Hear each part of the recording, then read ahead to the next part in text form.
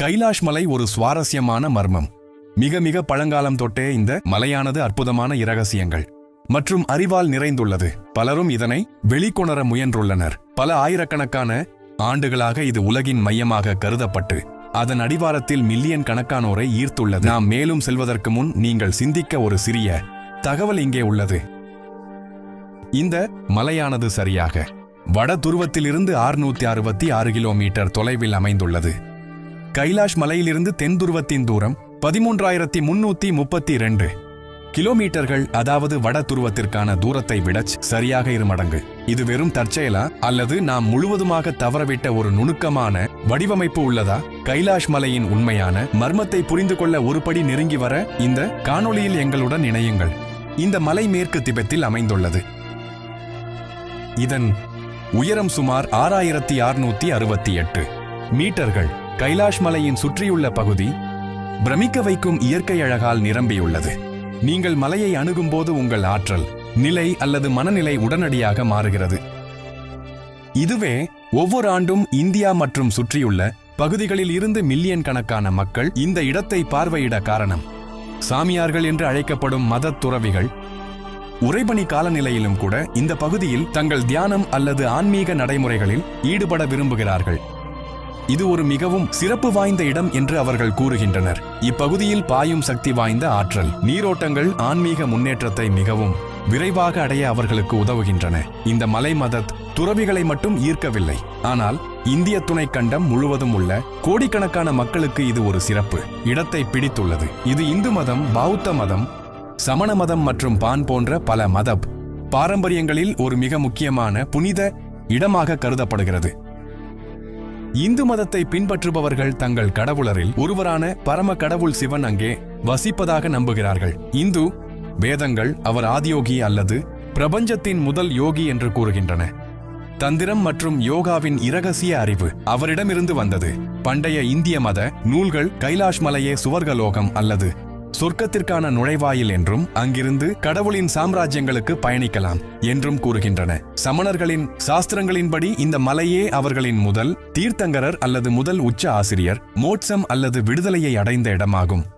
அவர் இந்த மலையில்தான் ஆன்மீக ஞானத்தை பெற்றார். கைலாஷ் மலை பௌத்த நூல்களில் அனைத்து பௌதீக, அதீத பௌதீக மற்றும் ஆன்மீக பிரபஞ்சங்களின் மையமான மேரு மலையாகவும் அறியப்படுகிறது. எனவே இது பல பௌத்த பாரம்பரியங்களுக்கு ஒரு முக்கிய யாத்திரை தளமாகும். வஜ்ராயன பௌத்தர்கள் என்று அழைக்கப்படும் பௌத்தர்களின் ஒரு குறிப்பிட்ட பிரிவினர் கைலாஷ் மலையானது திம்கோக்கின் வீடாகும் என்று நம்புகிறார்கள். இவர் புத்தரின் மறுபிறவி அவதாரமாக கருதுகின்றனர். இவர் உச்ச இன்பத்தை குறிக்கும் புத்தரின் ஒரு அவதாரமாகும். இறுதியாக திபெத்தில் உள்ள பான் பாரம்பரியம் கைலாஷ் மலையே ஆக்சிஸ் முண்டி அல்லது பூமியின் அச்சு என்று வலியுறுத்துகிறது. பான் பாரம்பரியத்தின்படி இதுவே சொர்க்கத்தையும் பூமியையும் இணைக்கும் இடமாகும். இவ்வளவு வெவ்வேறு மதங்களும் பாரம்பரியங்களும் இந்த மர்மமான மலையுடன் தங்கள் வேர்களை இணைப்பதற்கு காரணம் என்ன? யோசித்து பாருங்கள். இந்த அனைத்து மதங்களின் நம்பிக்கைகளும் ஒரே இடத்துடன் ஏன் இணைக்கப்பட்டுள்ளன? இது நம் கண்ணுக்கு தெரிவதை விட அதிகமாக ஒன்று உள்ளது என்பதை தெளிவாக சுட்டிக்காட்டுகிறது. இந்த இடம் ஒரு சாதாரணமாக அமைந்த இயற்கையான மலையை விட அதிகம். இது ஆயிரக்கணக்கான ஆண்டுகளாக பல இரகசியங்களை தனக்குள் மறைத்து வைத்துள்ளது. சில ஆராய்ச்சியாளர்கள் அனைத்து மனித நாகரிகத்தின் மூலமும் கூட இந்த அற்புதமான மலையில் இருந்து வந்திருக்கலாம் என்று பரிந்துரைத்துள்ளனர். இப்போது 1999 ஆண்டில் கைலாஷ் மலைக்கு வருகை தந்த ரஷ்ய ஆய்வாளர் டாக்டர் எர்ன்ஸ்ட் மால்டாஷேவ் இன் கணக்குகளை பார்க்கலாம். அவர் தனது அனுபவங்களை பற்றிய ஒரு முழு விவரத்தை நாம் எங்கிருந்து வந்தோம் என்ற தனது புத்தகத்தில் கொடுத்துள்ளார்.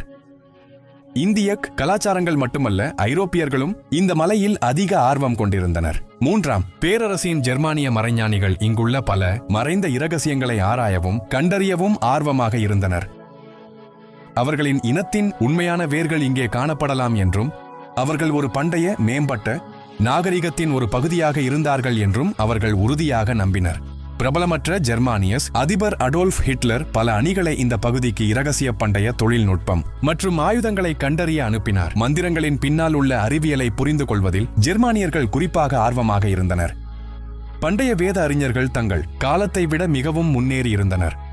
ஒலி அலைகளை உபயோகிக்கும் கலையை அவர்கள் முழுமையாக கற்றுத் தேர்ந்தனர். இது குணப்படுத்துதல் நோக்கங்களுக்காக அல்லது ஒரு தாக்குதல் ஆயுதமாகவும் பயன்பட்டது.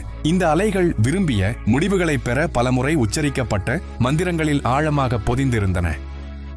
இன்றும் கூட இந்தியாவிலும் மற்றும் பல அண்டை நாடுகளிலும் மந்திரங்கள் பல நோக்கங்களுக்காக பயன்படுத்தப்படுகின்றன.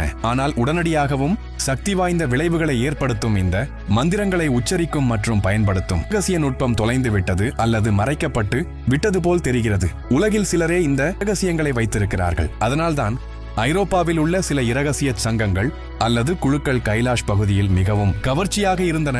இந்த இரகசியங்களை பெற அவர்கள் நம்பினர். டாக்டர் மால்டாஷேவின் சொந்த எழுத்துக்களின்படி இந்த பிராந்தியத்திற்கான பயணம் அவர்களுக்கு எதிர்பாராத அனுபவங்களை அளித்தது. மலையை பற்றியும் அப்பகுதியை பற்றியும் சில சிறந்த இரகசியங்களை உள்ளூர் திபெத்திய லாமாக்கள் மற்றும் துறவிகளை நேர்காணல் செய்வதன் மூலம் கண்டுபிடித்தனர். கைலாஷ் பகுதியின் தரையின் அடியில் ஷம்பாலா என்ற நகரம் இருந்தது என்று பண்டைய ஆவணங்கள் கூறின. ஷம்பாலா என்பது கடவுள்களின் நகரம் அல்லது மனித இனத்தின் மேம்பட்ட வடிவம் என்று இந்த நூல்கள் குறிப்பிட்டன. மலையே உள்ளே இருந்து காலியாக இருக்கலாம் என்றும் மால்டாஷேவ் கூறினார். கைலாஷ் மலையே உலகின் மிகப்பெரிய பிரமிடு என்றும் அது எகிப்தில் உள்ள பிரபலமான பிரமிடு வளாகத்துடன் இணைக்கப்பட்டுள்ளது என்றும் அவர் கருதுகோள் வெளியிட்டார். இது ஒரு அதிர்ச்சியூட்டும் கூற்று. சீன அரசாங்கம் கைலாஷ் மலையில் எந்த ஒரு ஏறுதலையும் அல்லது ஆய்வையும் முழுவதுமாக தடை செய்துள்ளதால் உண்மை வெளிவர சில காலமாகலாம். இது சீன அதிகாரிகளின் ஒரு மிகவும் அசாதாரணமான நடத்தையாகும். பிராந்தியத்தின் மீதான மத உணர்வுகளுக்கு மதிப்பளிப்பதாக கூறி மலையில் எந்த ஒரு ஆய்வும் மேற்கொள்ளப்படுவதை அவர்கள் தடை செய்துள்ளதாக கூறுகிறார்கள். எனினும் எந்த ஒரு பதிவும் காட்டுவதன்படி தற்போதைய சீன அரசாங்கத்திற்கு எந்த மத உணர்வுகளை பற்றியும் கவலை இல்லை. அது அதிகாரப்பூர்வமாக நாத்திக நாடு. அப்படியானால் அவர்கள் யாரையும் அப்பகுதியை ஆராய அனுமதிக்காததற்கு உண்மையான காரணம் என்னவாக இருக்க முடியும்? உங்களுக்கு கைலாஷ் மலையில் ஏற அனுமதி வழங்கப்படாவிட்டால் கவலைப்பட வேண்டாம். ஏனெனில் நீங்கள் ஏற விரும்பாமல் கூட போகலாம். இந்த மலை உலகின் மிக உயரமானது அல்ல. இருப்பினும் அதில் ஏறுவதற்கான அனைத்து முயற்சிகளும் முற்றிலும் தோல்வியை தழுவியுள்ளன. அப்பகுதியில் காணப்பட்ட மிக விசித்திரமான விஷயங்களில் ஒன்று அதிக காந்தப்புல செயல்பாடாகும். நீங்கள் இந்த பகுதிக்கு ஒரு திசை காட்டியை கொண்டு சென்றால் அதன் ஊசி துடிக்க தொடங்கும் மற்றும் அது உண்மை வடக்கை காட்டாது. அதனால்தான் ஹெலிகாப்டர் அல்லது ட்ரோனை பயன்படுத்தி மலையில் இறங்குவதும் அறிவுறுத்தப்படுவதில்லை. இந்த பிராந்தியத்தில் உள்ள மற்றொரு கவர்ச்சிகரமான விஷயம் 2 ஏரிகள் மானசரோவர் மற்றும் ரக்ஷஸ்தால் இருப்பதுதான். வெறும் 2 மைல் தொலைவில் இருந்தாலும் அவற்றின் குணாதிசயங்கள் முற்றிலும் நேர்மாறாக உள்ளன. மானசரோவர் ஒரு நன்னீர் ஏரி, அதே சமயம் ரக்ஷஸ்தால் ஒரு உப்பு நீர் ஏரி. மானசரோவரின் நீர் சூடாக உணரும், மற்றொன்றின் நீர் பனிக்கட்டி போல் குளிராக இருக்கும். ஒரு வகையில் இந்த ஏரிகள் பூமியில் சூரியனையும் சந்திரனையும் குறிக்கின்றன. இது மிகவும் குறிப்பிடத்தக்கது. இந்த கணக்குகளில் இருந்து கைலாஷ் மலை ஒரு சிறப்பு பிராந்தியம் என்பது தெளிவாகிறது. ஆனால் துரதிருஷ்டவசமாக மலையில் உள்ள அனைத்து ஆய்வுகள் மற்றும் ஆராய்ச்சிகள் தடை செய்யப்பட்டுள்ளன. இந்த அற்புதமான மலையின் உண்மை அனைவருக்கும் வெளிவருவதற்கு முன் நாம் நீண்ட காலம் காத்திருக்க நேரிடலாம். நன்றி. Subscribe please.